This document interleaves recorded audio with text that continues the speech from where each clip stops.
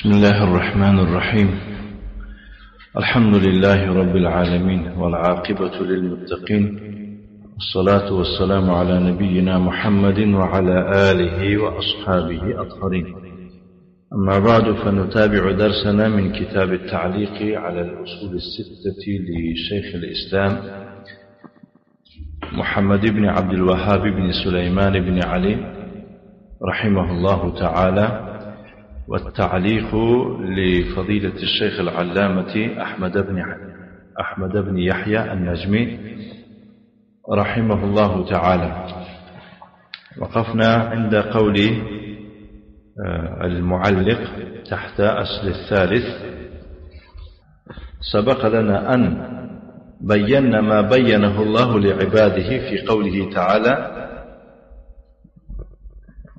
إن هذه أمتكم أمة واحدة وأنا ربكم فاعبدون. برای ما گذشت که ما بیان و روشنی انداختیم آنچه را که الله سبحانه و تعالی برای بندگانش بیان و روشنی انداخته است. یعنی ما نه بیان و روشنی انداختیم. الله می فرماید: إن هذه أمتكم أمة واحدة. هر آینه این امت شما، یعنی این دین شما دین یکتاست، دین توحید است. و انا ربکم، من پروردگار شما هم. فاعبدون، مرا عبادت بکنید. شیخ الاسلام چی میفرماید در تحت عبادت؟ کل اسم جامع، هر آن چیزی که جامع باشد، عبادت اسم جامع است، در بر میگیرد تمام آن چیزی را که الله دوست دارد و پسندیده او باشد، خواه قول باشد، خواه فعل باشد، خواه ظاهری باشد، خواه باطنی باشد. و فی الآیه الاخرى، در دیگر آیت میفرماید: و انا ربکم فاتقون، من پروردگار شما هستم، از من تقوا بکنید. فخافونی، از من خوف ببرید، بترسید. و فی قوله: شرع لكم من الدین ما وصى به نوح، و در قول او تعالی میفرماید: شرع لكم، ای بین و اوضح و سن لكم، بیان کرد، روشن کرد، ایضاح کرد برای شما، همچون سنت جاری کرد از دین آنچه را که وصی به، سفارش داد به او نوح را.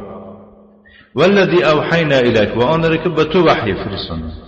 و ما وصینا به ابراهیم و موسی و عیسی، و آنچه را که به همان ابراهیم و موسی و عیسی را سفارش دادیم، یعنی امر فرمودیم. خلاصه چی گفتیم همه اینها را و شما را؟ گفتیم که ان اقیم الدین، دین را قایم نگه داره.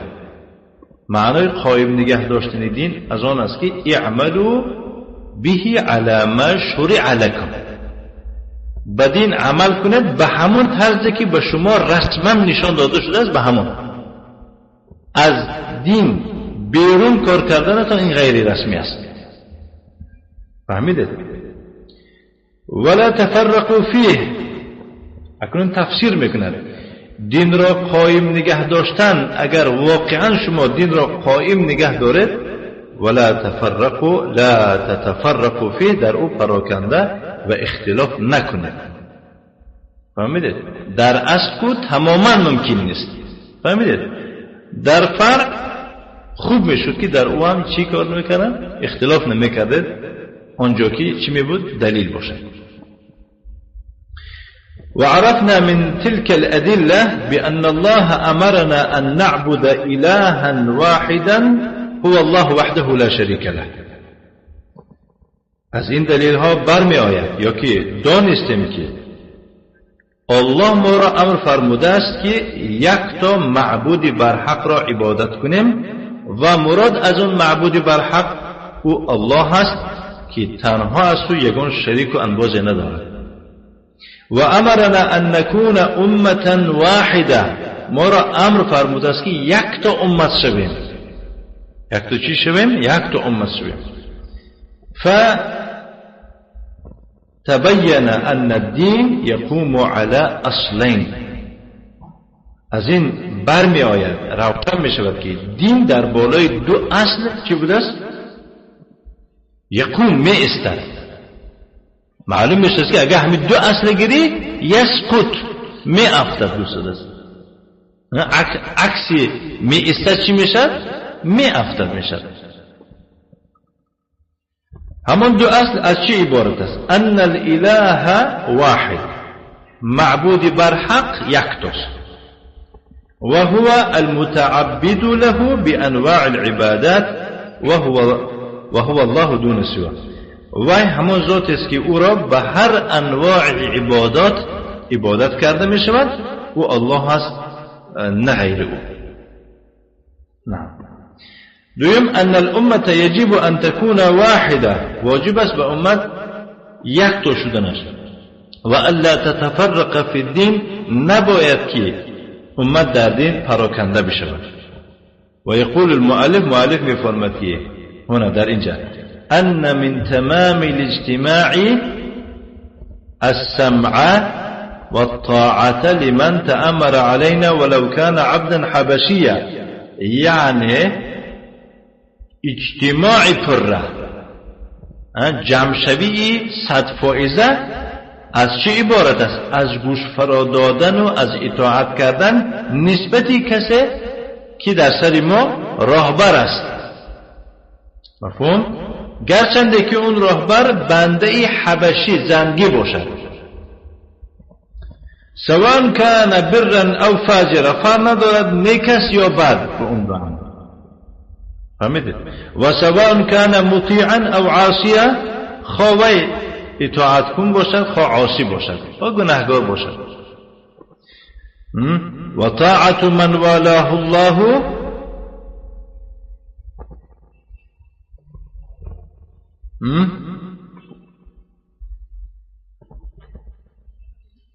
امرنا چیه؟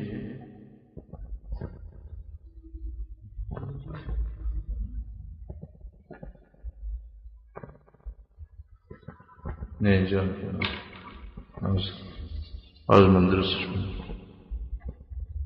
خب و طاعت من والاه الله امرنا واجبتون علینا، فهمیدید؟ و اطاعت کردن اون کسی که الله وی را راهبر قرار داده است، راهبر مونده در بالای امر ما، یعنی که امور دین و دنیا ما را راهبری کرده شده است، واجب است بر ما، فهمیدید؟ نه. و هو من تمام اجتماع الكلمه، این چی؟ از پرگی جمع شوی کلمه است، یعنی همون وقت کلمه ما با پرگی جمع می شود، یک گپ می شویم وقتی که ما اطاعت بکنیم. و قد وردت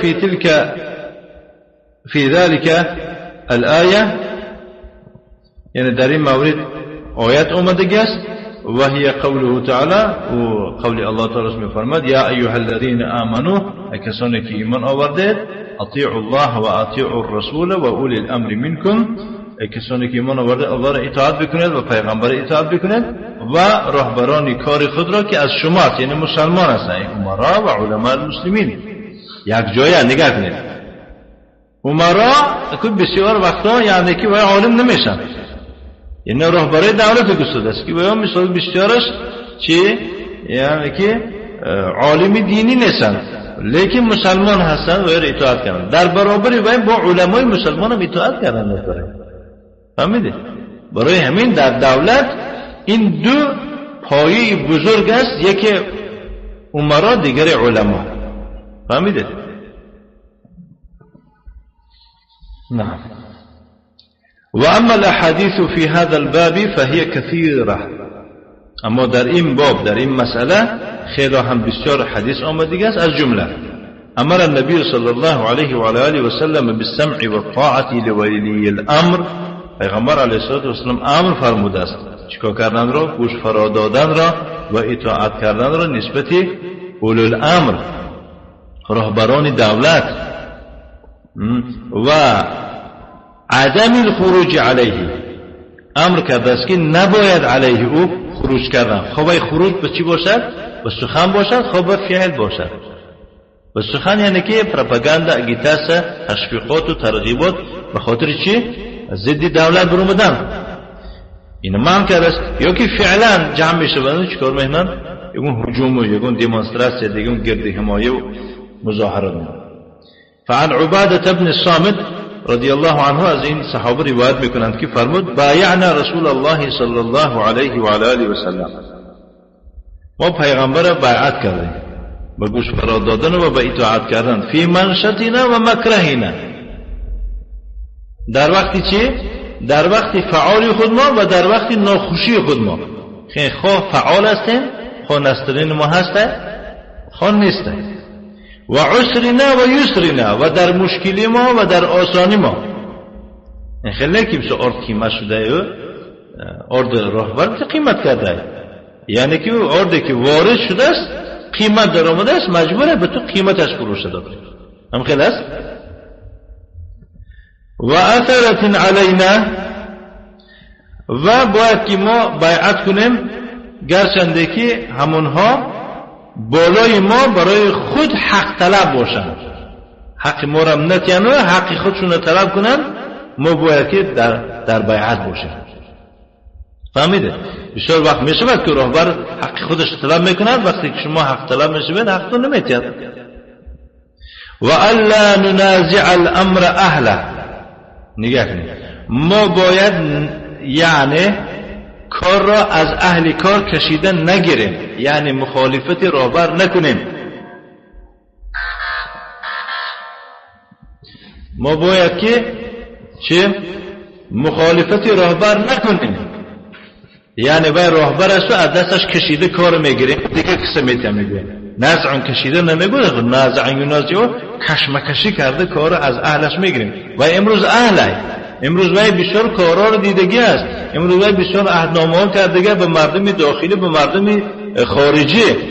امروز یعنی همین اون کار رو تشکیل کرده، خب بابا از یکم کمبودش دیده، نباید که ما کار از دست او کشیده گیریم. و اهل همین کاره. تاجیکستان چیکار کردن؟ رسواگیشو برو آوردن، راهبرا رو نیست کردن. بعد چی گفتن؟ ملاها چی گفتن؟ گفتن که نه ما این منصب گرفتن نمیتونیم، ما کنترل کردن نمیتونیم. ابا بری نامقل خسی، اول باید نمیخسی، اول مردم یعنی که به تشویق و یعنی که سرگردانه بیدار نمیکردیم. فهمیدی؟ الا ان تروا كفرا بواحا عندكم من الله فيه برهان، مگر همون وقتی که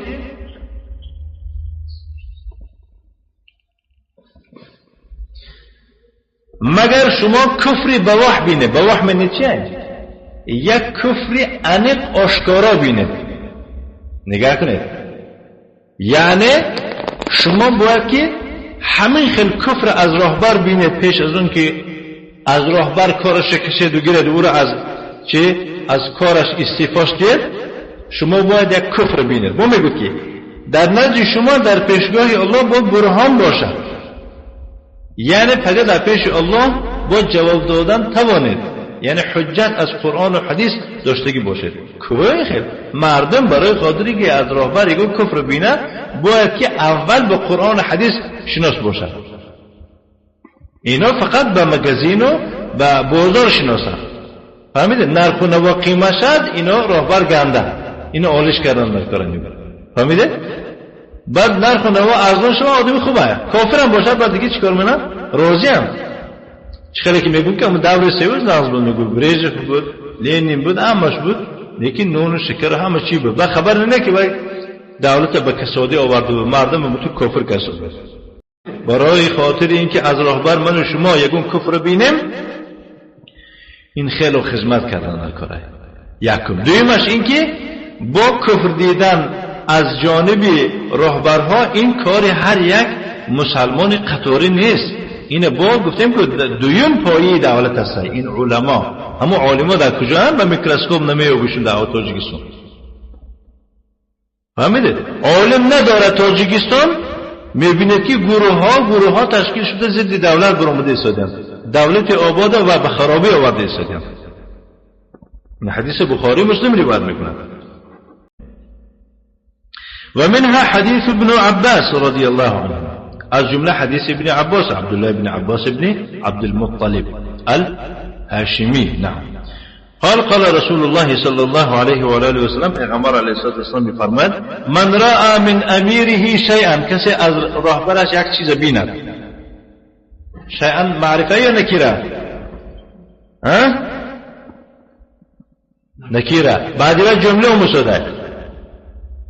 یکرهو جمله فعلیه. ما گفتیم که اگر جمله بعدی نکیره بیاد چی میشه تو بعدی معرفه بیاد چی میشه؟ هیچ نگاه کردم گوید درسته. ما گفتیم که اگر جمله بعد از نکیره باشد صفت میشود، خود جمله باشه خود شبه جمله. اگر بعد از معرفه بیاد چی میشد؟ حال میشد. گفتیم فهمیدی ساده؟ مثلا بعدی ما رأیت زیدن معرفه یا که نکره؟ زید معرفه یا که نام خصوصیه. یلعب بازی کرده ساده است، این حال شده ساده. رأیت طیرا یطیر پرنده را دیدم پریده ساده است، این چی شده ساده؟ طیرا نکره شده ساده. یا که چیکار میکند؟ یصیحو میخواند. چی میشه این جمله؟ این جمله صفت میشود. نه صفت میشود. اکنون اینجا این صفت هم شده. اگر کسی از شما از امیرش بیند یک چیزی را که یکرهو همون چیزا ناخوش میبین نمیفورد، بسیار کسی آخه کارهای راهبرا نمیان، یه حسده. فهمیدی شده؟ این مردم خیالش که همین راهبر شد که من امروز خرسوارم و هم باید خرسوار باشم. فهمیدی شده؟ نباید بعد در لیموزین سوار شد. برای مثال ده مردم که حسد بینی سبحان الله خیالش باید همه خیلی یک و یک باشد. بعد چی؟ ناخوش. یعنی کسی از راهبرش از امیرش یک چیزی رو بیند که یک را همون چیز نمیفوردش، فلیصبر علیه میگه پیغمبر، صبر کنید. فهمیدی شده؟ این امر پیغمبره یا خیلی امر گفتیم چیه؟ این وجوبه تو واجب اون چیز نگرداند به استحباب. فانه من فارق الجماعه شبرا فمات الا مات میتة جاهلیه. اخرجه البخاری و مسلم. چون که کسی از جماعت به مقدار یک وجب میگن شما یک وجب یک پنجه شبر گفته آخو وجب میگم تو میگه که شبر است. ما اینا وجب میگیم توجیه‌های اون طرف یک پنجه.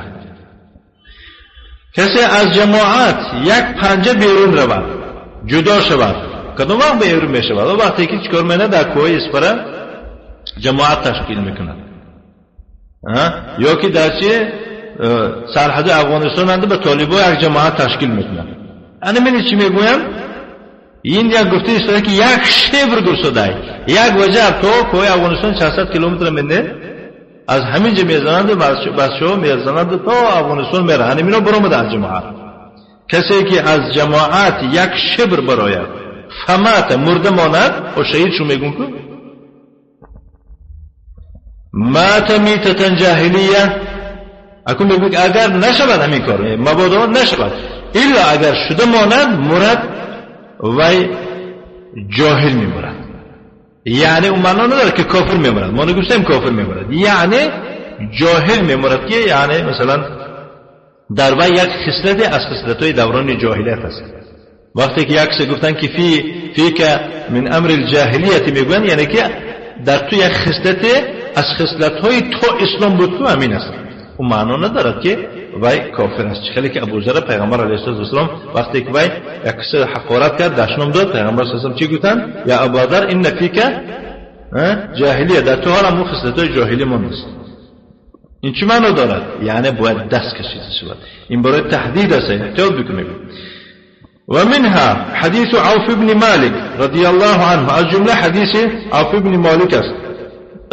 میفرماید پیغمبر علیه الصلاه و السلام فرمود خيار ائمتكم الذين تحبونهم ويحبونكم، بهترین امام های شما کسانی هستند که شما و اینها را دوست می‌دارید، ایشان شما را دوست می‌دارند. و تصلون علیهم و یصلون علیکم. فهمیدید؟ یعنی شما نماز میخونید در پسی و اینها و یا در پسی شما نماز میخونید. و شرار ائمتکم الذین تبغضونهم، بدترین امام های شما کسانی هستند که شما و یا را بد میبینید و یا شما را بد میبینید. و تلعنونهم و یلعنونکم، شما وی را لعنت میکنید و یا شما را لعنت. اعوذ بالله. قیل یا رسول الله، گفتن ای رسول الله، افلا ننابذهم بالسیف، آیا به اونها مقابلیت نشون ندیم به شمشیر؟ فهمیده؟ پریمینیت اروج میگونیم به زبان روسی، یعنی سلاح استفاده بریم و مقابل اونها که دفع شوند. فقال لا، گفت نه، نگاه کنید، ما اقاموا فیکم الصلاه، تا اندمی که در میان شما نماز را قائم می‌دارند، تا اندمی که باید در میان شما نماز می‌گذارند، این با مقابل قصه می‌کنه. باید دویمش این که بگذار نماز هم نخواند، هم تو دعوای خالی هم کند که خب برای خاطر اینکه تو با مقابل وای خیزی با دیگه شروط هست. این شرطا چی هست؟ یا که ارمیا یا که لشکر تابع تونست و تابع هست دیگه امبده و دیگه یعنی که ساحهای ارگانا همش در اختیار هستن. چیکار می‌کنی؟ 15 کس میبری؟ 15 کس میبری چیکار می‌کنی؟ برای میاره و اذا رأیتم من ولاتکم شیئا تکرهونه، اگر شما از رهبران خود یگان چیزی رو بینید که تکرهونه، شما اینه خوش نمیدانید، خوب نمیدانید، فکرهو عمله، همون کارش بد بینید.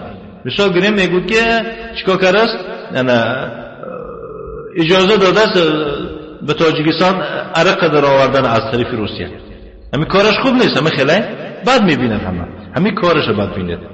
ولا تنزعوا يدا من طاعت، دست را هیچ وقت از طاعت نگیرید. فهمیدید؟ دست را از طاعت نگیرید. اخرجه مسلم روایت کرده. و منها حدیث عبد الله بن عمر رضی الله عنه، عبد الله بن عمر بن الخطاب العدوي، احسن، میفرماید که سمعت رسول الله صلی الله علیه و آله و سلم یقول، من شنیدم رسول الله صلی الله علیه و سلم چنین میفرماید،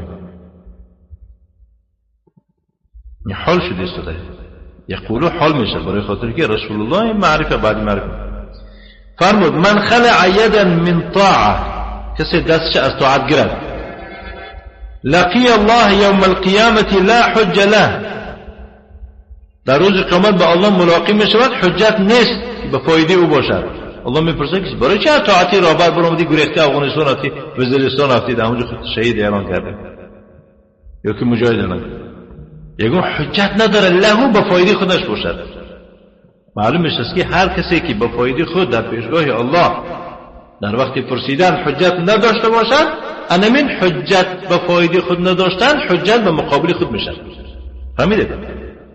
و من مات وليس في عنقه بیعة مات میتة جاهلیه، کسی مرده ماند در عهده او در گردن او چی نباشد؟ بیعت نباشد نسبت راهبر خود، و چی میمرد؟ جاهل میمرد، مرده او مرده جاهلان است. اخرجه مسلم. عن انس بن مالك رضي الله عنه قال قال رسول الله صلى الله عليه وعلى آله وسلم اسمعوا وأطيعوا وإن استعمل عليكم عبد حبشي كأن رأسه زبيبة. أخرجه البخاري. از انس بن مالك وهو انس بن مالك بن النضر الانصاري نعم رضی الله عنه روایت میکند که رسول الله صلی الله علیه و سلم چنین گفت: گوش فرا دارد گوش کنید و اطیعوا اطاعت بکنید، گرچنده که در سر شما راهبری را تعیین کرده باشد که یعنی که راهبری را تعیین کرده شده باشد که او عبد حبشی باشد، بنده زنگی باشد، از حبش باشد، کأن رأسه زبیبه، موی سرش مانند مویزک باشد. فهمیده؟ موی سرش چی؟ مانند مویزک. مویزک معنی چیه؟ جنگل موی باشد. گرچه همین خیلی باشد که باید اطاعت، زیرا اینکه در طاعت آخر خیر است در جمع. نه.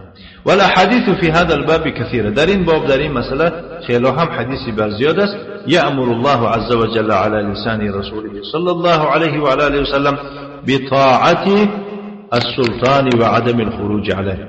الله سبحانه و تعالی به زبان پیغمبرش علیه الصلاة و السلام امر می‌فرماید اطاعت کردن سلطان رهبر را و چیکار کردن و علیه او نبرآمدن را امر میکنه، یعنی امر میکنه که با نبره، یعنی معناش میشه برآمدن منع میکنه. منع نه.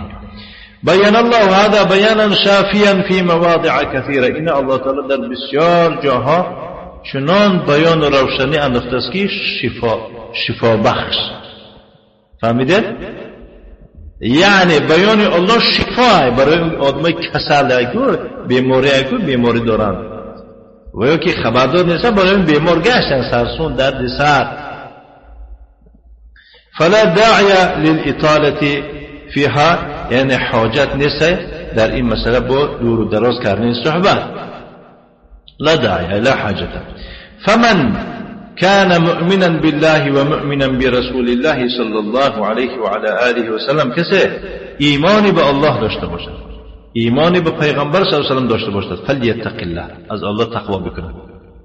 ولا ينزعن يدا من طاعه، دستش از طاعت نگیرد. فإن الخروج يعم، خروج این عمومی است. وقتی که خروج میگویم این الخروج بالقول میشود و الخروج بالفعل میشود. خیلی که شیخ ابن باز دیگه در فتواش، یعنی به سخنم اگر یک گپ قباحت ضد راهبر زنه اینم خروج میشود، خوارج میشود. یعنی فهمیدید؟ و خروج به فعل میشود، یعنی که فعلا نشون میدهد به یگون صف داخلش، در یگون صف یک جماعت داخل شده ضد دولت مبارزه کار میبرد، اینم خروج میشه، خوارج میشود. والمنازعه تعم المنازعه، یعنی دستکشی هم اینم عمومی میشود، در قول میشود. والمنازعه فی الفعل در فعل میشود، یعنی فعلا هم اینم به مانند همون خروج. و بالله التوفیق، از الله سبحانه و تعالی توفیق و یاردم میطلبیم. و صلی الله و سلم علی نبینا محمد و علی آله و اصحابه سلم تسلیما مزیدا. و جزاکم الله خیرا کثیرا و بارک الله فیکم.